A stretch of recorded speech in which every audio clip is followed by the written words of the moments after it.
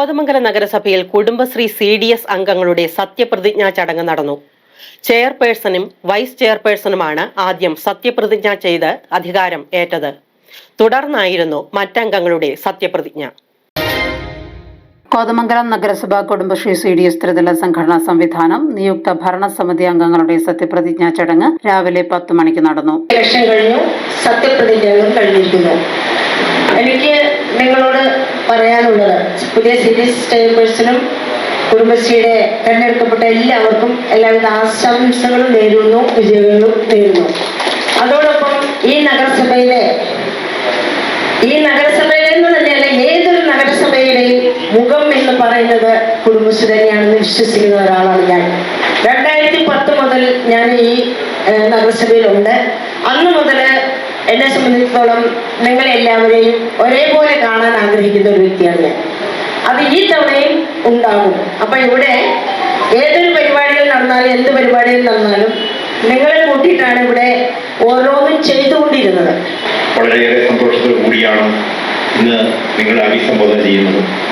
കഴിഞ്ഞ 5 വർഷക്കാലത്തെ പ്രവർത്തനങ്ങളുടെ ഒരു തുടർച്ച എന്ന നിലയിൽ ഈ വരുന്ന 5 വർഷക്കാലം കോതമംഗലം നഗരസഭയെ കേരളത്തിലെ ഏറ്റവും നല്ല ഒരു കുടുംബശ്രീയാക്കി മാറ്റുവാനുള്ള കരുത്തവും ഊർജവും പുതിയ ഭരണസമിതിക്ക് ഉണ്ടാവട്ടെ, ചെയർപേഴ്സൺ ഉണ്ടാവട്ടെ എന്ന് മാത്രമേ പറയുന്നുള്ളൂ.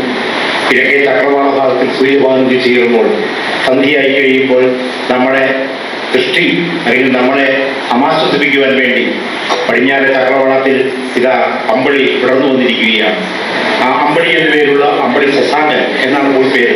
മുനിസിപ്പൽ കൗൺസിൽ ഹാളിൽ നടന്ന ചടങ്ങിൽ വെച്ച് റിട്ടേണിംഗ് ഓഫീസർ അമിത സിവോ ചെയർപേഴ്സണായി തെരഞ്ഞെടുക്കപ്പെട്ട അമ്പളി ശശാങ്കന് സത്യപ്രതിജ്ഞ ചൊല്ലിക്കൊടുത്തു.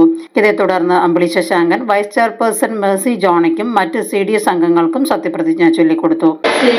വൈസ് ചെയർപേഴ്സൺ സ്ഥാനത്തേക്ക് തെരഞ്ഞെടുക്കപ്പെട്ടിട്ടുള്ള മേഴ്സി ജോണി എന്ന ഞാൻ കുടുംബശ്രീ CDS ബൈലോ അനുശാസിക്കുന്ന പ്രകാരം പ്രവർത്തിച്ചു കൊള്ളാമെന്നും തിരഞ്ഞെടുക്കപ്പെട്ടിട്ടുള്ള സ്ഥാനങ്ങൾക്ക് CDS ബൈലോ പ്രകാരം സർവ്വത ആർത്തിയാണെന്നും എന്റെ അറിവിലും ബോധ്യത്തിലും ഉത്തമ വിശ്വാസത്തിലും സത്യപ്രസ്താവന ചെയ്യുന്നു.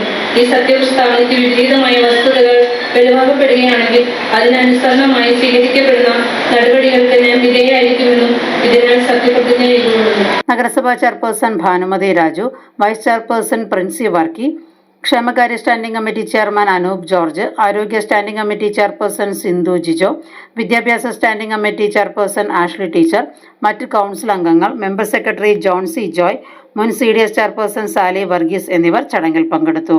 വളരെയധികം സന്തോഷം ഇന്നിവിടെ നിങ്ങളുടെ മുന്നിൽ ഒരു പരിപാടിക്ക് പങ്കാളിയായി നിൽക്കുമ്പോൾ നമ്മുടെ ഇന്ന് വളരെ നല്ല രീതിയിൽ CDSന്റെ തെരഞ്ഞെടുപ്പെല്ലാം നടന്നിരിക്കുകയാണ്.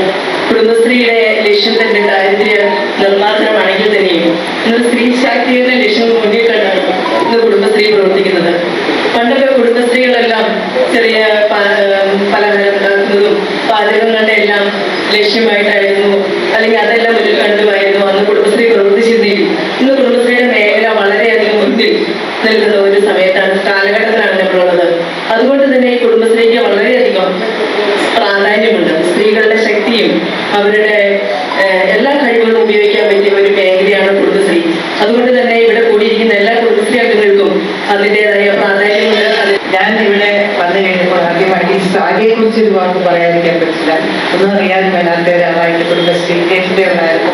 അവിടെ ചെന്നപ്പോൾ എനിക്ക് എല്ലാ കാര്യങ്ങളും ആ ഒരു ആദ്യത്തെ വിസിറ്റിൽ തന്നെ പറഞ്ഞു തന്ന സാരിക്ക് ഒരുപാട് നന്ദി ഇപ്പോൾ അറിയിക്കുകയാണ്. കുടുംബശ്രീ എന്ന് കേൾക്കുമ്പോൾ അതിന്റെ അർത്ഥം വലുതാണ്. കുടുംബം അതിന്റെ ഐശ്വര്യം അല്ലെ, കുടുംബശ്രീ. ഈ കുടുംബം ഏതാണ്? നമ്മുടെ വീട്ടിലെ കുടുംബമല്ല, ഈ മുനിസിപ്പാലിറ്റി അത് മുഴുവൻ നമ്മുടെ സ്വന്തം കുടുംബമായിട്ട് കണക്കാക്കി അതുപോലെ തന്നെ ആലോചിച്ച് എല്ലാവരോടും സ്നേഹവും അവകാശത്തോടും പെരുമാറി എപ്പോഴും എന്നോട് എല്ലാവരും ആദ്യം പറഞ്ഞത് ചിരിച്ച മുഖത്തോടുകൂടി ഇരിക്കണമെന്നാണ്. ഇലക്ഷന്റെ സമയത്ത് എനിക്കത് ചിരിക്കാൻ പറ്റുന്നവരും എത്ര ഞാൻ ശ്രമിച്ചാലും പറ്റുന്ന സാഹചര്യമല്ലായിരുന്നു. എന്നാലും ശ്രമിച്ചു.